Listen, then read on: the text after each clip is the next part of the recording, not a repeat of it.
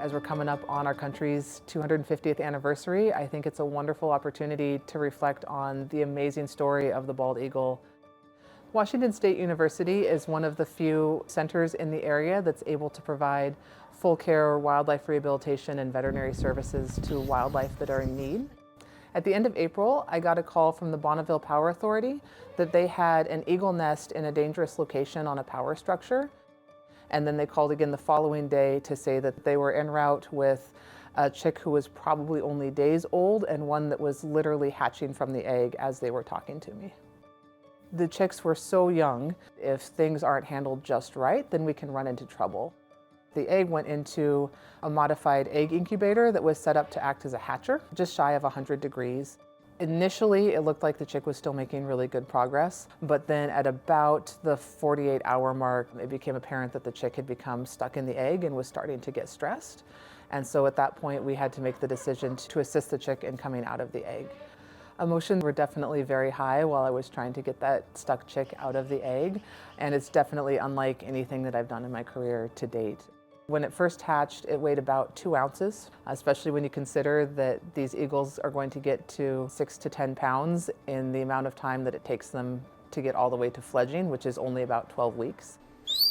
We had volunteers and staff to feed them these small pieces of meat. After they were just a few days old, we started using camouflage to make sure that we weren't looking like people while we were feeding them.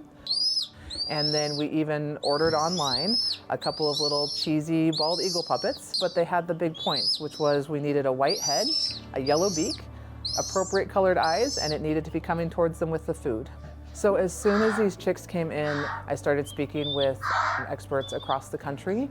And after some discussion, we decided that moving them up into a surrogate or foster nest with other bald eagle chicks would be their absolute best chance to grow up as normal, natural bald eagles.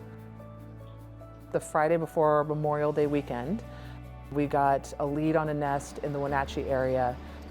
We confirmed with both Washington Department of Fish and Wildlife and U.S. Fish and Wildlife Services that we were approved to go ahead with this renesting effort.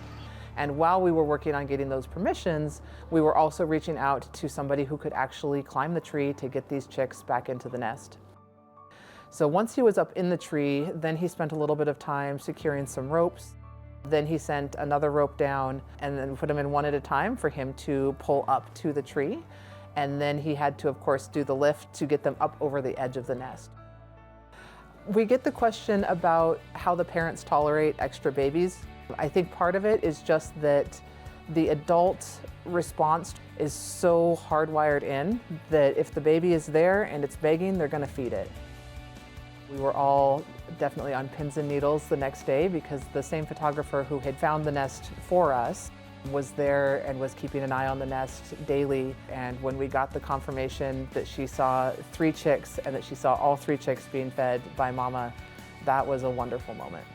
I think that as we're coming up on the 4th of July, we're going to see a lot of bald eagle pictures around. They're going to be everywhere. And I think it's very easy to focus on the country that we're celebrating.